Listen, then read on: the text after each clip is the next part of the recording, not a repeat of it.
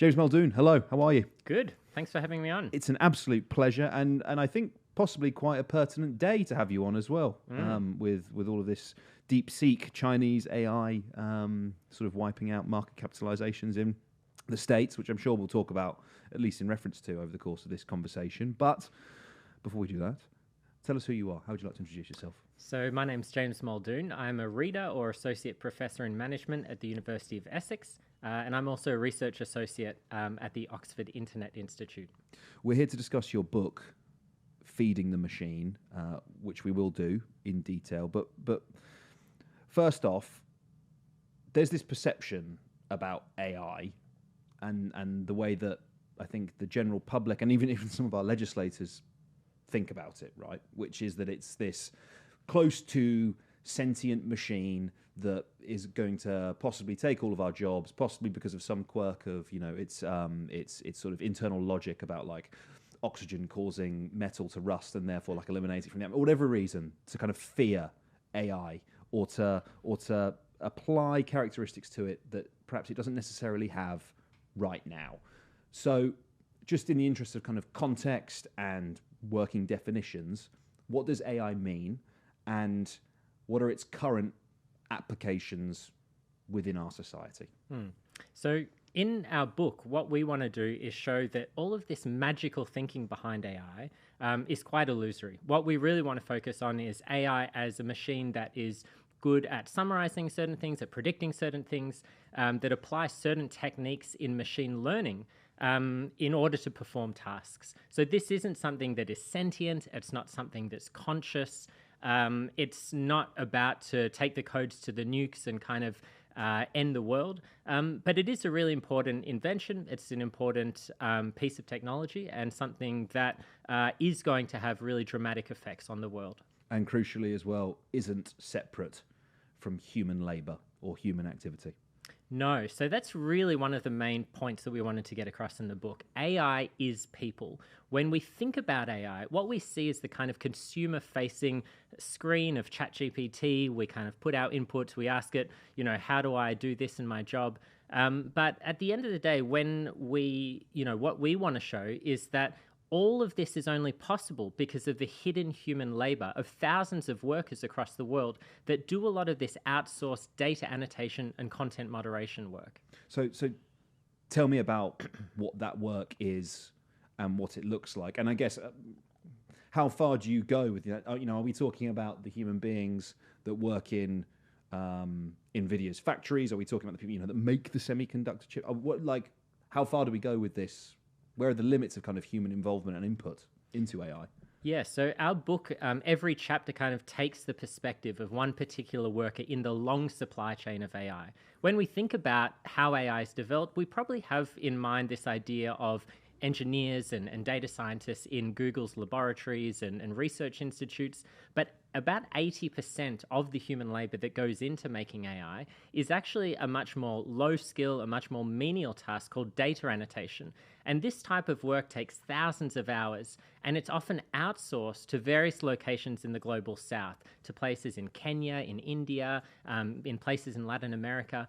And all of this labor is required to make some of the machine learning models possible. I'll give you one example. So take the example of autonomous vehicles. So in order for cars to see the road and to tell the difference between a child and a tree, obviously a very important difference when it comes to a self-driving car, they have to read thousands of hours of video footage of street scenes. And you'd think, oh, AI is so clever, it'll just work out what's going on in the scenes. But it actually has to be manually annotated. So some worker, in my field work, this was in East Africa, so some worker in Kenya is actually looking at this street footage and drawing boxes around people, around traffic signs, around cars, so that when the computer sees the footage, they'll be able to determine what's what. And this is kind of the unseen labor that is powering AI. And it connects to the kind of the myth, right, about AI and I guess the distinction between a general intelligence, i.e. a machine that actually has the characteristics of human intelligence, is self-learning, can recognize patterns, can teach itself things, versus actually something like a large language model, or indeed the example you just gave there, where in reality it's essentially a ginormous data set with algorithmic parameters. In the case of the large language models, you look at like transformers and the way that that operates in order to then result in sort of text-based interaction with human beings asking it questions. But it's sort of, because you don't see the part moving in the background and you don't see the human labor that happens behind it, we end up with this perception of AI, like I said, of being this general intelligence, which is patently not yet. Yeah, I think it's incredibly misleading when we talk about AI in these terms of it's as smart as an X-year-old, because it's just not. It's honestly the kind of intelligence that AI is able to demonstrate is not really comparable to a human being, right? Because it excels at tasks that involve huge data crunching, huge text crunching, learning to code or doing a bunch of these things. It can do it enormously times faster than a human being. But when it comes to the kind of real world, practical judgment, ethical dilemmas, relying on a lot of contextual knowledge that we just pick up and take for granted about how the world works, these language models can just fall over, right? They're not aligned to truth in the way that a lot of people think they are, right? So they're very good at kind of guesstimating rough answers, and can often trouble to get something very precise when it requires some very finicky or tricky knowledge about how the world actually works in practice. Yeah, there's two ways of getting into DeepSeek there, which I guess I'll take one of them, but we'll talk about it in relation to this mythos, if you like, in a second.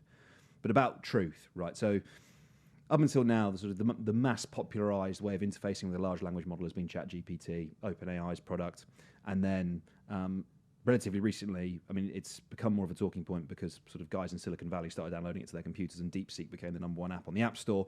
But essentially, China rolls out their own version, much cheaper, which we'll come to in a second. But when you ask DeepSeek about, for example, Tiananmen Square, when you ask DeepSeek about human rights abuses against Uyghur Muslims in China, the answers that it provides do not correlate to our understanding of what happened in each of those instances, right? It'll be like, tell me about the famous photo of the man holding his groceries standing in front of a tank, and it will be, I can't talk about this, or within the current parameters, or you ask it about human rights abuses in relation to the Uyghur Muslims in Xinjiang, and again, it will sort of either equivocate, be ambiguous, or say that it's sort of Western propaganda, right? So if it's only really with the comparison to ChatGPT that we're able to go, oh wait, hang on a second, there's clearly some human input there, because that is a Chinese Communist Party view of those events, right? They have clearly inputted into this language model. It's not as if, as much as there can ever be, a sort of gold standard or sort of objective truth about something. But if we accept that there could or is, clearly these two different models have different ways of describing the same thing. Yeah. Well, I think there's no single model that's providing any kind of objective truth, right? So every model has to face difficult questions about moderation, about what kinds of answers are inputted. If you ask who won the World Cup, who won the football match, even something as simple as like, should I give the answer of the men's team or the women's team? That itself is a political decision. So that there are always going to be those questions. Having said that, I asked DeepSeek, what's the significance of Winnie the Pooh? And it got very uncomfortable with those kinds of lines of questioning. Do you know what I mean? So I think what we need to understand is that the model that China has of AI development is really vastly different from the US one. In the US, you have these companies that are, the US government are often trying to subsidize the building of data centers, of microchips. They're putting export controls on the types of chips that can be sent to China.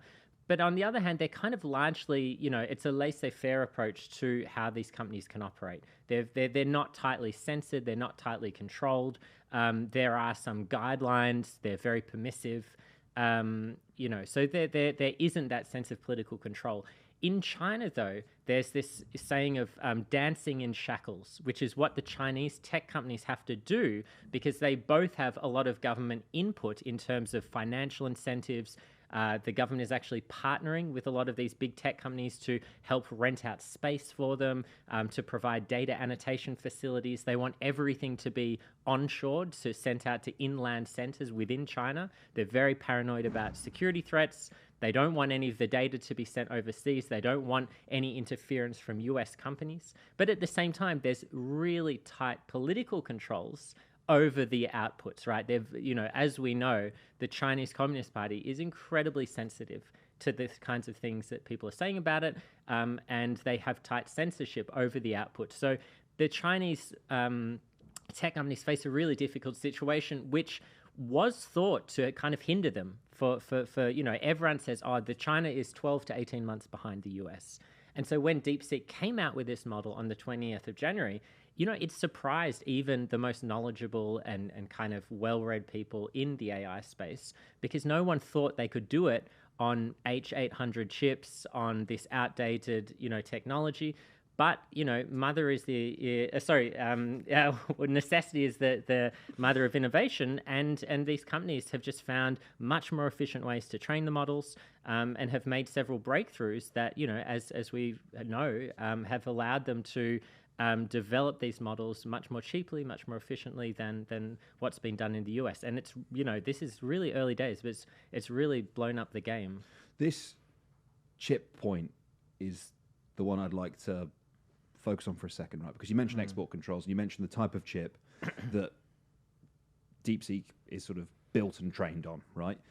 And the previous thinking was, certainly from Silicon Valley, that you would not be able to achieve the type of work that OpenAI or another company is doing without the latest chips provided by NVIDIA, primarily. Hence the sort of NVIDIA's ginormous stock value, the sort of the strength of the tech sector in America.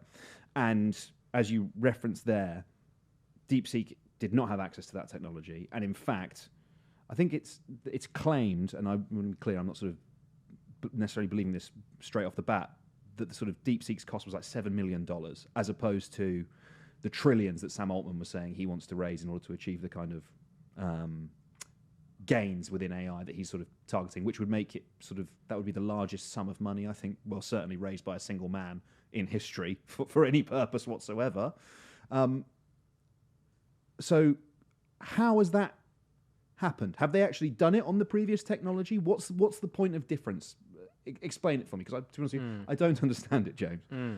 So there are a few caveats there. So what they stated was that the cost of the training was $5.6 million, but that doesn't include all the costs for research and development. So they've had a huge amount of cost up till this point, and it also doesn't include any of the salaries of their staff. So that's also a huge cost. I think the figures that we have, rough figures for how much it costs to train ChatGPT 4 was like more than 100 million. So it is like a huge, decrease in costs.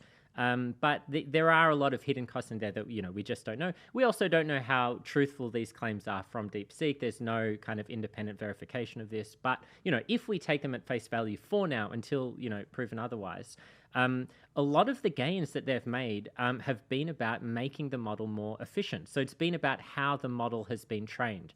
And particularly exciting for everyone is two facts. Firstly, that the reasoning capacities that it actually has. So it's kind of like, OpenAI kind of announced this a few months ago, but like this kind of going through line by line, kind of speaking out its reasoning in a way that just allows it to be a lot more accurate than doing a one-shot guess at the answer. And the second thing that's really exciting is, this is all open source. So it is obviously a big win for China and for China in the kind of geopolitical race or struggle with the US.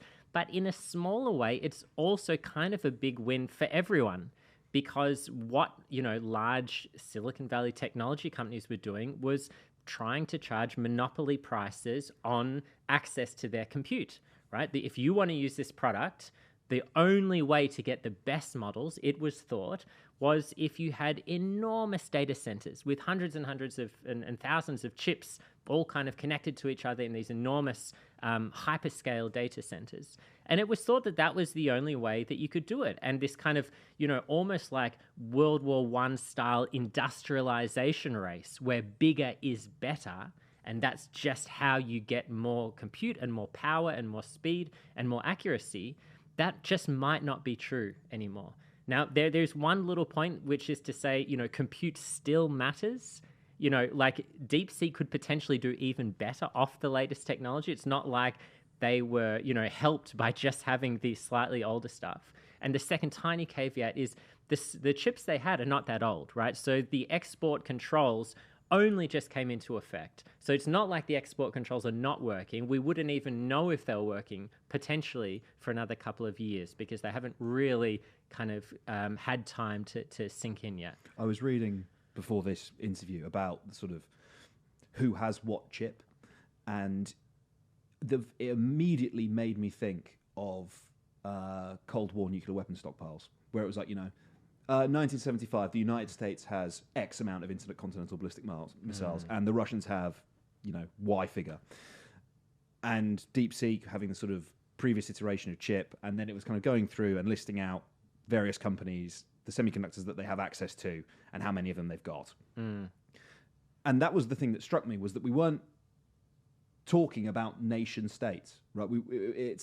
It's Microsoft and it's Meta and it's Nvidia and OpenAI. And is it right to sort of draw that distinction? And you mentioned the geopolitical struggle a second ago between America and China over this. Is it right to view those corporate entities as separate from their national governments as nation states? Or should we view them as sort of arms of, pieces of, bits of, or the apparatus of that overarching government structure? And I presume, don't want to put words in your mouth, that you might have a different view of what's happening in China versus in America, or is that a sort of a Western view that's a little bit retrograde? No, of course. The strategic aims of companies like Microsoft, OpenAI, and Google are, of course, very separate from those of the U.S. government, right? They want to make profit. The U.S. government wants to pursue its national interest as it perceives itself, on the global stage. But of course, those align at many key points. The fact that Trump can get Sam Altman to kind of get up on stage and talk about this $500 million Stargate program. Obviously, the US tech companies are very keen for the US government to invest and to encourage investment in national data centers in the US. And so, of course, he's going to get up on stage and say, oh, this is all amazing. Thank you, President Trump. But, at other points, they are very much not aligned, right? The Biden administration was putting a bit of pressure at various points on US tech companies, thinking about different types of regulation that, some of the companies were a bit concerned about. When it comes to something with a bit more teeth, like the EU's AI Act, there's a huge, separation between the interests of regulators and the interests of companies, right? Because the regulators are trying to look out for citizens, for consumers. They don't want huge monopolies to be created. They want innovation to occur.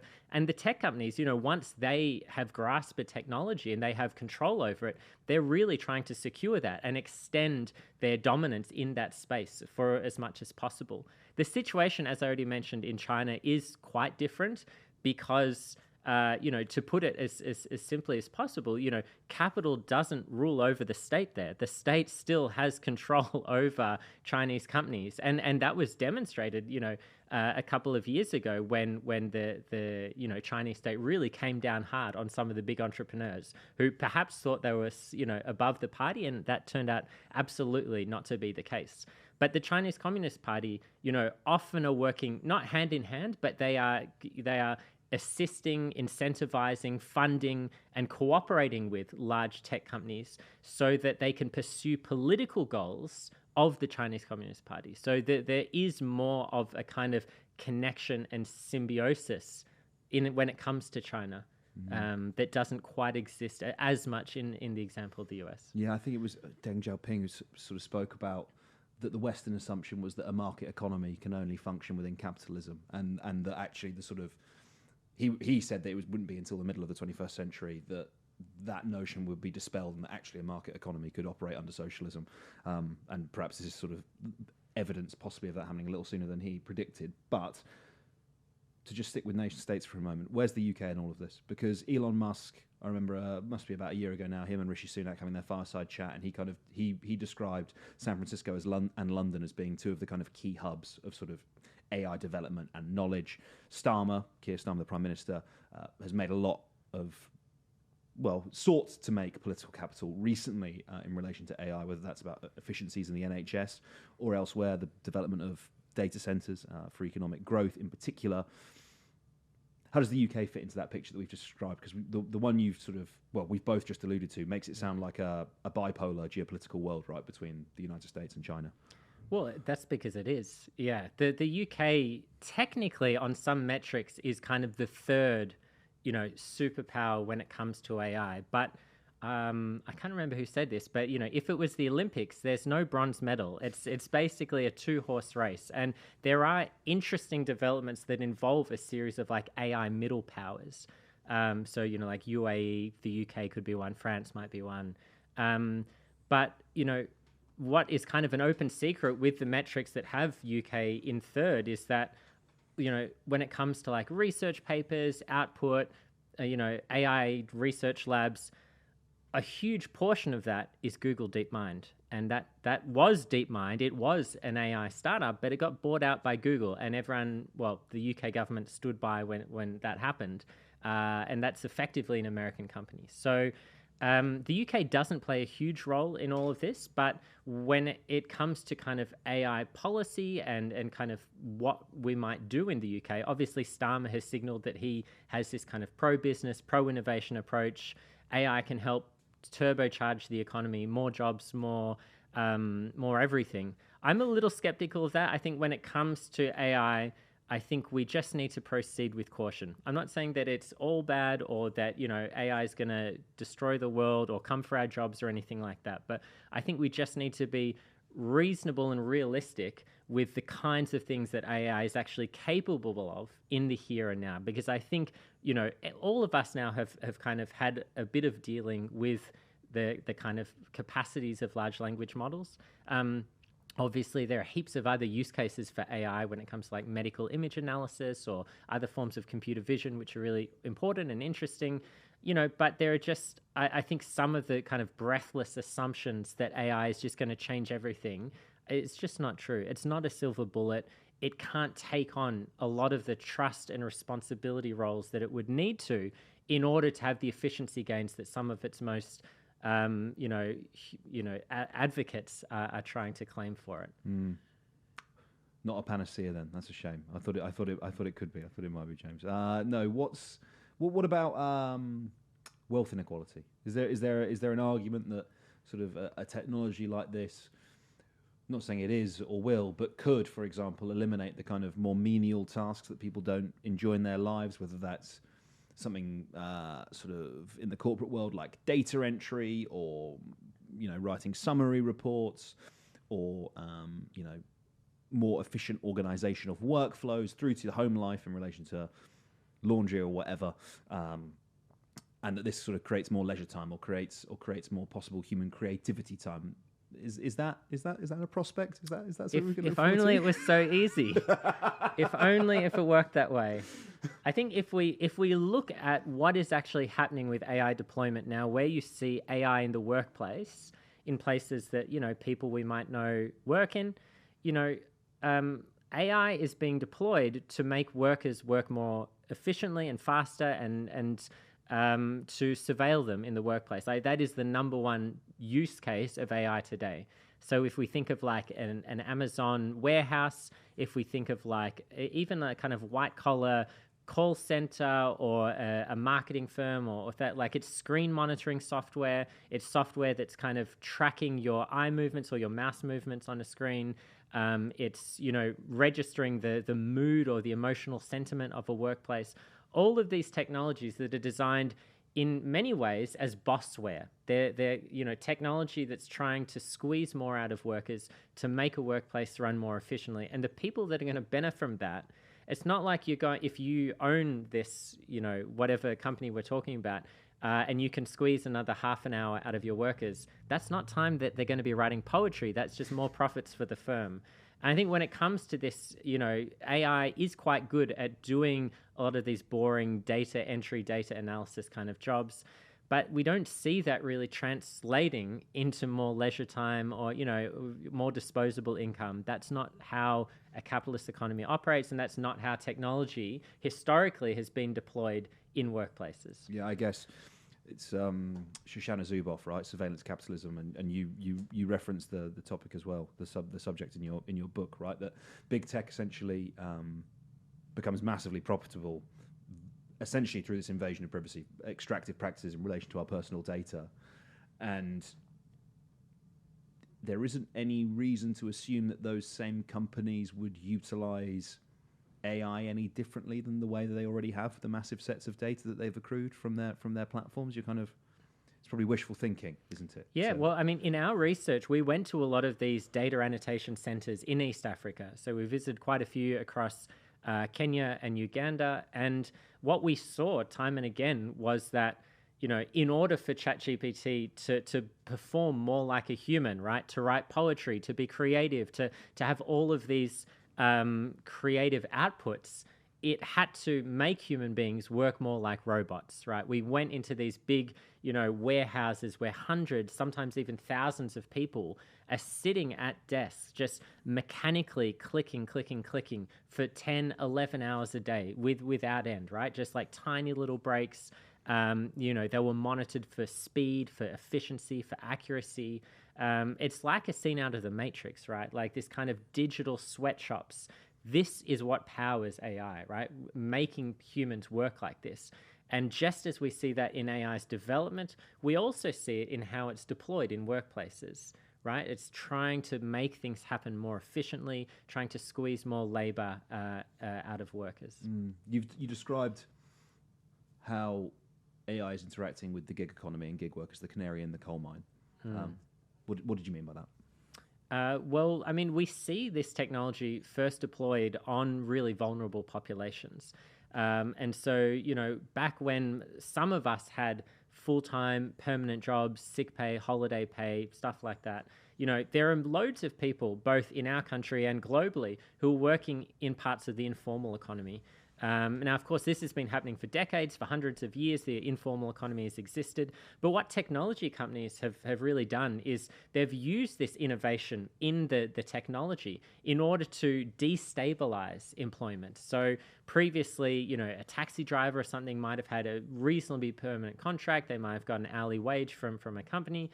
What the gig economy does is basically use technology to take that away, to put people on, shifting wages. You get paid per ride. You don't have holiday pay anymore. You're kind of covering all of your own accidents. You don't have insurance. So it's using technology, and which includes various types of AI, in order to change how we work, often to the detriment of workers. Something else Starmer's mentioned is this national data library, and he's also spoken about safe access. I think it's safe access to the unique resource of NHS data. Let's start. I'll invite your initial comments on those ideas. Is there such thing as safe access to data in that way? Is he kind of, and actually, secondly, do you think he's conscious that such a thing is possible, or do you think it's politics when he describes it in that way? Well, I mean, described at that high level, we don't really know what's involved, right? But of course, when it comes to the NHS and this health data, technology companies are desperate to get into the NHS, right? Because there's so much potential there for them in order to use a lot of this data to improve their products, in order to sell services to the NHS. I think one of the big selling points for AI in the UK was meant to be, bring AI into health and education, right? That was like one, and it's going to boost productivity or whatever. I think, that's not really my field of expertise, so I don't want to wax lyrical about it. I mean, there's just things that I don't know about that. But when it comes to specific technology companies, there are a couple that are currently operating within the NHS.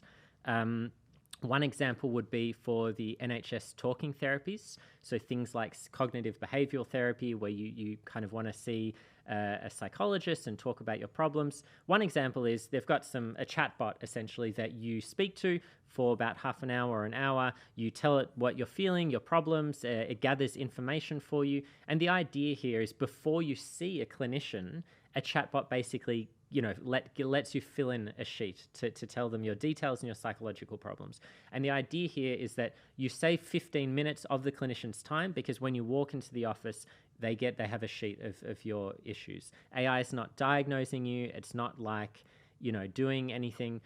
Fine. So it saved the clinician 15 minutes of time. All right. That's great, but that's not going to save the economy. It's not going to create 1,000 jobs. It's a nice little thing. But we need to see that it's not going to be a panacea or a silver bullet. Yeah.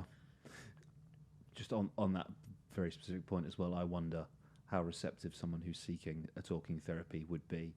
Like, when I have to talk to a chatbot, that's probably like the worst part of my day. I think whether it's like getting hold of a British Gas customer service agent or whatever. And if I was someone who was seeking therapy and it was like, you can see a therapist once you've spoken to the chatbot, I'd be like, sure, I think I might just fuck this off. Yeah.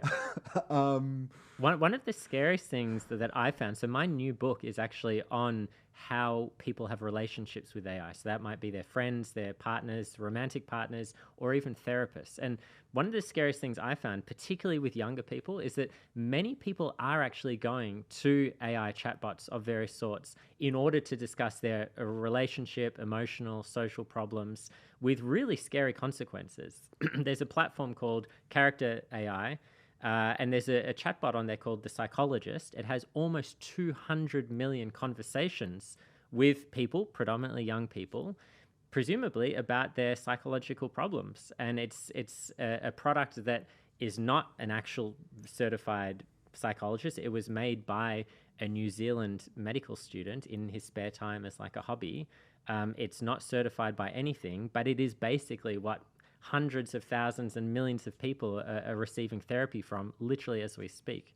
So it's kind of very scary when you think about what these people are then going to go out and into the world and think about their issues. Do you know, in that chat I referenced earlier between Musk and Sunak, Musk spoke about people having AI best friends, right? In the same way that, children had imaginary friends that they would always take solace in, or they could talk to about their deepest problems that they wouldn't trust another human being with. And I sort of chuckled to myself and thought, come on. There's no way that someone would form that relationship with a machine. You're saying, no. People are forming those relationships with machines in quite deep and serious ways. Absolutely. There are thousands of people that are doing it. And there are quite a few leading apps at the moment, apps like Replica, Nomi, Kindroid, that have either a combination of just casual friends, therapists, or sometimes lovers as well. It's a huge kind of opening within the kind of OnlyFans kind of world as well, to have like digital AI models and actors. And it's something that is really kind of starting to take off. And I've interviewed dozens of people in the US, in China, in the UK, all over the world, that are, configuring chatbots to be their partners in various guises. Have you spoken to the people on the other side of it that are forming relationships with these bots rather than the people that are creating them? I've spoken to both, yeah. So the creators are a combination of people who see this as like a genuinely meaningful post-humanist advancement of what it is to be human. And people that are just trying to make money, right? It's obviously, there's like true believers and grifters and everyone in between. Particularly in the kind of AI porn space, it's a lot of business-minded people that are really just there to make some money. And then on the more kind of utopian side, there's people who are genuinely interested in like what it means to have a relationship with some kind of non-human agent. And when you talk to people about this stuff, some of the responses are just like, look, I understand it's not human, but it still means something to me. It's still an entity that I care about, that simulates care and a love and affection to me. And I think for some people, the problem with our kind of social care systems is that simulated love is kind of love enough for them. And that's the kind of one of the saddest things I think that I found when I was researching this new book, was that, you know, people were so lonely and so isolated and so lacking in community, friendship, care, support,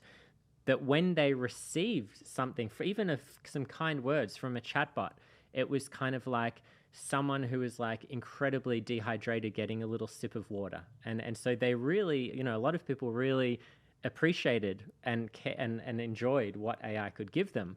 But you have to wonder whether that is just the kind of result of some of the failings that our society has in terms of giving people the care they need. Yeah, I mean, that's made me feel really sad. Yeah, I mean, it is really sad. It is sad.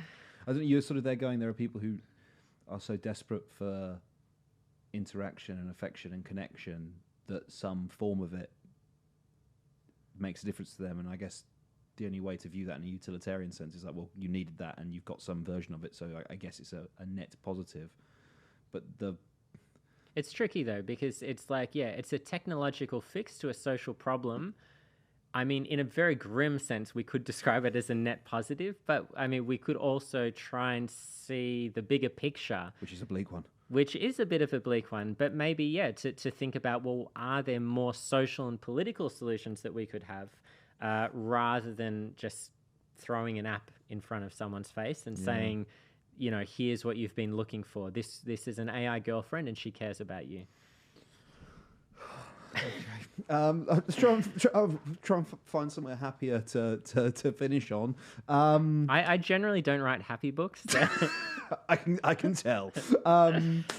James, okay, so there's a difference in regulation in this space, right? Where you mentioned the EU's AI Act, and Starmer has kind of said that the UK is going to chart a different course in that space. What does that mean, particularly from a British perspective? Does it mean? I'm going to make a really crass joke about your AI girlfriend doing like more X-rated things than the EU version, but I probably won't. Does that mean sort of more growth? Does it mean more, you know, improved productivity gains in the UK, or perhaps something more nefarious? Well, the EU kind of ends up being the world's regulator, because in order for products to sell and be marketed within the EU, you have to comply with EU rules. And tech companies generally don't like to create separate products, time, money, efficiency, things like that. So a lot of the time they just kind of use their soft power to influence the creation of EU regulations so that they get their best possible outcome there. And, you know, the EU's AI Act, it's got some good parts to it, but it also has been widely criticized as kind of lacking teeth, and having been influenced at critical stages by the French and German member states, who have their own AI industry that they wanted to protect and make sure the regulations weren't too stringent. So, you know, there have been a lot of compromises in the construction of the EU's AI Act, but it is kind of what we've got. The kind of risk-based approach, you know, on the plus side, it does kind of ban certain very high-risk categories, and it puts transparency requirements on other, you know, risk categories. But we can also look to things like the GDPR for general data protection kind of requirements, because anytime a company, thanks to the GDPR, is handling your personal data, there are obligations that are placed on them. So it's not like these, you know, new AI acts are the only game in town, right? I think something we tend to forget when it comes to technology is just because we have some new technology doesn't mean all of the old legal framework is suddenly out the window, right? Tort law still applies, you know, criminal, anti-discrimination law. All of these things are still there. So there are mechanisms that are in play, but obviously the tech companies are extremely adept at kind of maneuvering around those and fighting legal battles on what they see as a global landscape. And so it is very tricky. What comes next for the UK? Let's see. I know that the Starmer government are looking to have some kind of AI legislation in the next little bit. I'm not, you know, aware of what that will look like. I guess we'll see. But yeah, I think for now, the EU's AI Act and other legislation is probably the best we'll have for the foreseeable future. James Muldoon, author of Feeding the Machine. And what's the new book going to be called? Untitled. I think it'll be Love, Death, and Sex with AI Companions as the potential subtitle. I quite like that. Sorry, to be clear, I like the sound of the title. It's been fascinating having you in. Thank you so much for taking the time. I really appreciate it. No worries. Thanks for having me in.